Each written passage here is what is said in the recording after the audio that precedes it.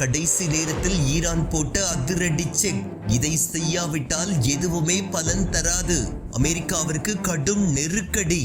அமெரிக்க துணை அதிபர் ஜே.டி. வான்ஸ் பாகிஸ்தான் சென்றிருக்கும் வேளையில் ஈரானிய தரப்பிலிருந்து ஒரு அதிரடி நிபந்தனை வந்துள்ளது. இது அமைதிக்கான முயற்சிகளில் ஒரு மிகப்பெரிய இடியை தூக்கி போட்டுள்ளது. லெபனான் மீது இஸ்ரேல் நடத்தி வரும் தாக்குதல்களை உடனடியாக நிறுத்த வேண்டும். லெபனானில் போர் நிறுத்தம் அமல்படுத்தப்பட்டால் மட்டுமே நாங்கள் பேச்சுவார்த்தையை தொடங்குவோம் என்று ஈரான் திட்டவட்டமாக கூறியுள்ளது. அமெரிக்காவால் முடக்கி வைக்கப்பட்டுள்ள ஈரானின் பல பில்லியன் டாலர் மதிப்புள்ள சொத்துக்களை பேச்சுவார்த்தை தொடங்குவதற்கு முன்னதாகவே விடுவிக்க வேண்டும். இது ஏற்கனவே இரு தரப்புக்கும் இடையே ஒப்புக்கொள்ளப்பட்ட விஷயம் என்று ஈரான் நினைவூட்டியுள்ளது.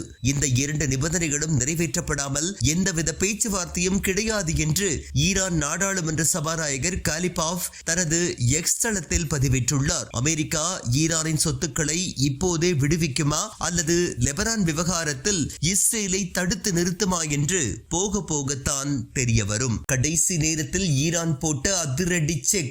இதை செய்யாவிட்டால் எதுவுமே பலன் தராது. அமெரிக்காவிற்கு கடும் நெருக்கடி.